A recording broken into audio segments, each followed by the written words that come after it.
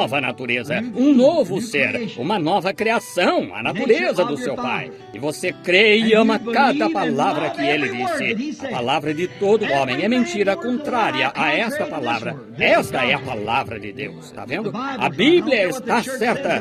Não importa o que a igreja diga, a Bíblia ainda assim está certa para você, porque sua natureza foi transformada. Agora, se você tem um pai igreja, você crerá naquele pai igreja. Mas, se você tem o pai, Deus, você crerá na palavra de Deus. Se você tem como pai a igreja, você crerá nisso porque você é da natureza dele. Esse é o seu pai. Mas, se seu pai é Deus, então você crerá na palavra de Deus. Se você é igreja, você irá crer na palavra dela, você crerá na palavra da igreja.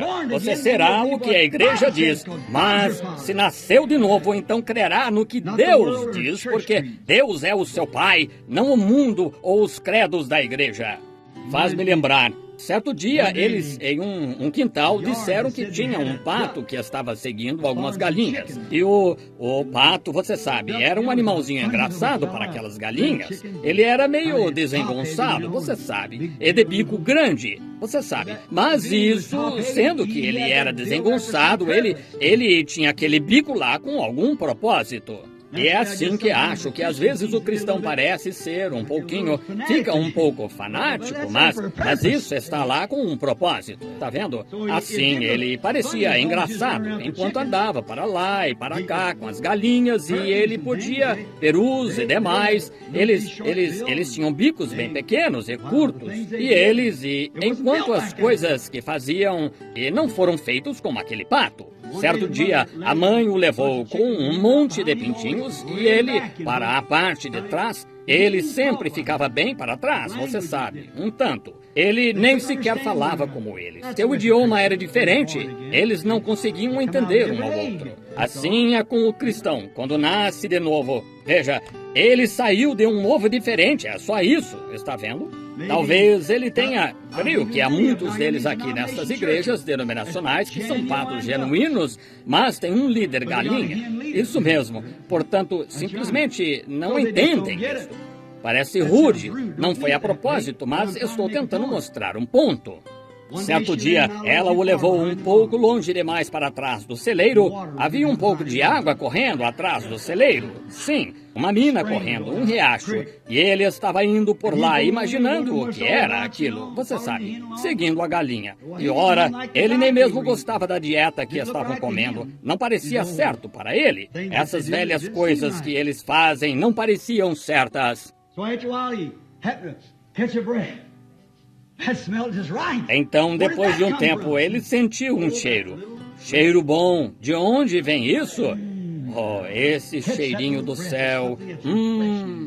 Sinta esse cheiro de algo refrescante. Um sermão que o atrai, que penetra fundo. Você sente a palavra se ancorar. Sol celestial. Ele pensou... de uma maneira ou de outra, esse cheiro que senti se enquadra com a minha natureza. Ele respirou novamente. Está em algum lugar. Agora, vocês não sabem me dizer. Está em algum lugar. Sei que há algo em algum lugar a que eu pertenço. Não a este credo, tá vendo? Sabe o que quero dizer? Ele sentiu cheiro de água e sua natureza era a de pato. Portanto, pato e água simplesmente combinam. É assim que um crente e Deus combinam. Logo, ele sentiu mais uma vez o bom cheiro dela. Ficou mais forte. Depois de um tempo, o vento começou a soprar, como o vento veemente e impetuoso, você sabe. Começou a soprar a brisa direto da água para ele. Ele não conseguiu aguentar mais. Lá foi ele morro abaixo. Balança, balança, balança, balança. Apenas, você sabe, fazendo quá, quá, quá, quá, quá, quá. Aquele biquinho erguido, você sabe. Ele sentiu cheiro de água. A velha galinha disse, seu fanático, volte aqui. Não adiantou. Ele sentiu o cheiro de água. Ele estava indo para a água. Há uma fonte cheia de sangue, tirado das veias de Emanuel, onde pecadores mergulham sob a torrente e perdem toda a sua mancha de culpa. Um verdadeiro cristão não quer nada a ver com o mundo. Eles não querem viver por aí ao acaso e se perguntando onde estão. E hoje são metodistas, e amanhã são batistas, e presbiterianos, e pentecostais, e assim por diante. Oh, irmão, isso é horrível! Um verdadeiro cristão quer receber o frescor do Espírito, o frescor de Deus em sua vida, algo que o torne uma nova criação. Assim que ele conseguir uma saída para isso, ele dirigirá a neve ou qualquer outra coisa para chegar a isso. Ele irá embora porque, para começar, ele é um pato. Sim, não um credo. Não. E se você ainda ama as coisas do mundo, você está enganado. Seu sacrifício ainda não foi aceito. Sua natureza não foi mudada. Agora, sabe o que significa nascer de novo? Veja, sua natureza é mudada. Você se torna uma nova criatura. Você tem de morrer primeiro e então nascer de novo. Sei que está na hora de encerrar, mas deem-me apenas alguns minutos. Vou falar rapidamente sobre estes textos. Vejam. Se você ainda ama o mundo e afirma que nasceu de novo, não importa o que tenha feito. Você pode ter chorado, você pode ter sentido calafrios. Estas coisas estão bem. Não tenho nada contra isso. Os cristãos choram e sentem calafrios. E você diz, irmão Branham, falei em línguas exatamente. Isso pode ser ótimo e pode ser muito bom. Estou olhando para uma pequena mulher agora mesmo que veio a mim não faz muito tempo com uma visão, com um sonho que ela teve. E eu recebi a interpretação. Ainda assim, foi bem difícil ir dizer a essa pequena esposa de um pregador pentecostal que ela não tinha o Espírito Santo. Mas ela não tinha. Mas então ela o recebeu. Vejam, sim, é diferente. Veja. Sim, não é falar em línguas, não é dançar no Espírito. Não há nenhuma dessas coisas pela qual você possa colocá-lo. É uma morte e um nascimento, uma natureza mudada, um gênio mudado. As coisas velhas estão mortas, as coisas novas são novas. O mundo está morto e Deus é novo. Deus é a sua vida e o mundo está morto para você. Agora, entendeu? Muito bem.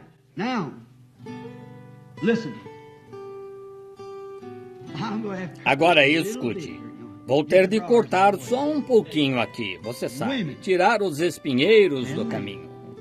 Mulheres e homens que não seguem a palavra de Deus e seu ensino, depois de afirmarem que nasceram de novo, há algo errado. Vou falar com as mulheres só por um minuto. Se uma mulher que sabe que a palavra de Deus condena cabelo curto, é usar shorts, usar calça comprida, vestir-se imoralmente e não tem decência suficiente para deixar o cabelo crescer e vestir roupas que se pareçam com uma cristã, você está enganada.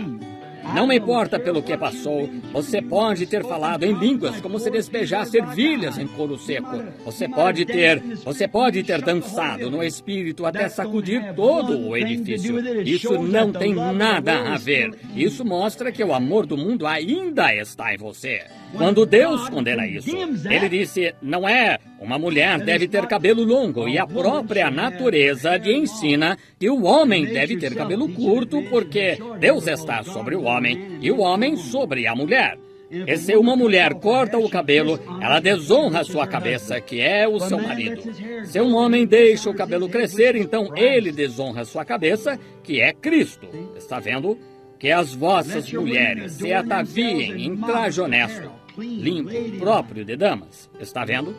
E então, sem decência comum para fazer isso, nós dizemos, glória a Deus, aleluia, eu falei em línguas, aleluia, glória a Deus. Isso mostra que esse espírito aí está errado. Ele aceitará a palavra toda vez se for a natureza da palavra.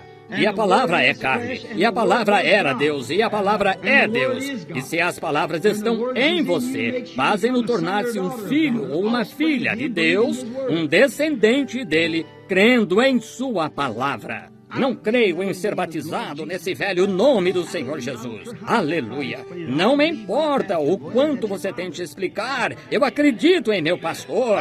Acredite mesmo, esse é o seu pai. Mas se Deus é o seu pai, você se alinhará com a palavra de Deus. Pregador, muitos virão a mim naquele dia e dirão, Senhor, não expulsamos demônios em teu nome? pregadores. Não fiz muitas obras poderosas, evangelistas no campo. Apartai-vos de mim, vós, praticantes de iniquidade, filhos ilegítimos. Isso mesmo! Se você nasce de Deus, você é lavado nas águas da palavra, separado das coisas do mundo e crê em Deus. Você está morto. Você está morto para o seu próprio pensamento, morto para as suas próprias ideias, morto para tudo mais, exceto a palavra de Deus. E ela vive em você, operando novamente através de você, provando que é a palavra de Deus. Você diz, estou morto para o mundo. Estou morto para o mundo, irmão Branham. Nega a palavra de Deus? Jesus disse, esses sinais seguirão aos que crerem. Agora estamos chegando ao que nascer de novo significa, está vendo? Ainda genioso, ainda mesquinho, arrogante, alguém diz algo sobre você, você está imediatamente pronto para brigar. E então, nasceu do Espírito de Deus? Não, o Espírito de Deus não faz assim. Não, o Espírito de Deus é humilde, manso, doce e longânimo. Esse é Deus, amoroso, amável, perdoador. Esse é o Espírito de Deus. Ah, sim. Mas eles não largam essa denominação e falam em línguas, profetizam, fazem todos os tipos de obras. Jesus disse que fariam, tendo aparência de piedade. Não largam a denominação porque ela é o pai deles. Nasceram nesse pai denominacional.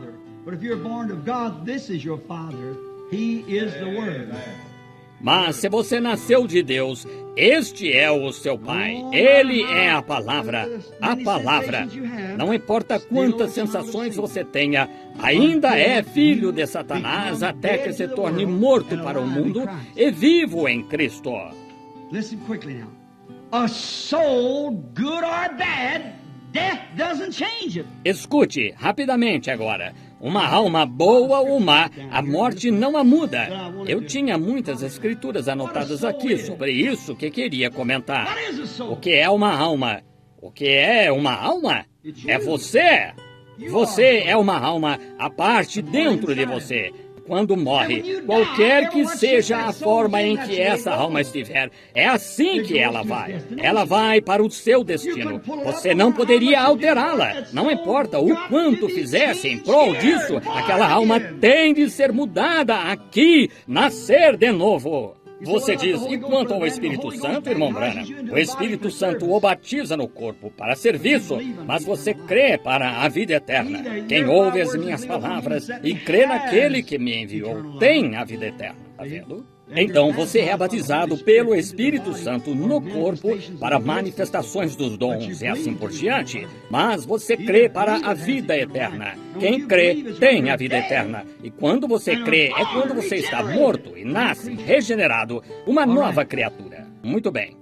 A alma, agora lembre-se, boa ou má, a morte não tem nada a ver com isso. A morte somente a leva para o seu destino. Está ouvindo?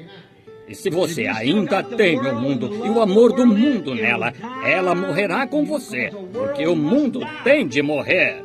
Deus condenou o mundo. Essa é a ordem mundial. Deus o condenou e ele tem de morrer. E se esse mundo está em você, você morrerá com esse mundo. Que coisa. Não vejo como isso poderia ser mais claro. Está vendo?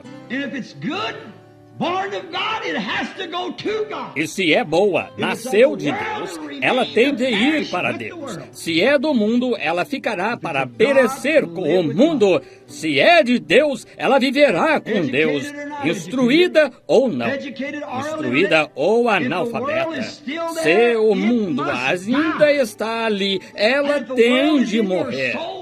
E se o mundo está em sua alma e seu desejo é das coisas do mundo, você perecerá com o mundo. Está claro, não está? Deveria estar.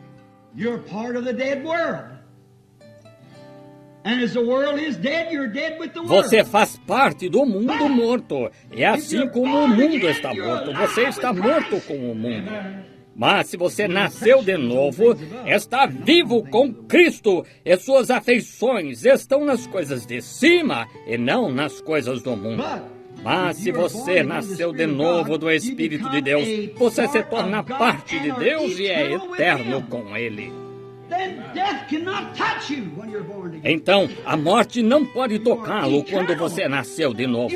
Você é eterno. Você mudou de uma criatura do tempo para uma criatura da eternidade. Você mudou da morte para a vida. Estou falando de eterno. Da morte eterna para a vida eterna. Se você é do mundo, você morre aqui com ele. Se você ama, a Bíblia disse em João, se amais o mundo ou as coisas do mundo, é porque o amor de Deus nem mesmo está em vós. Você não pode amar o mundo. E Jesus disse, não podeis amar a Deus e a Mamon. Mamon é o mundo. Você não pode amar o mundo e a Deus ao mesmo tempo. E aquele que diz que me ama e não guarda as minhas palavras, isto é, a Bíblia, é mentiroso. E a verdade nem mesmo está nele. Aí está.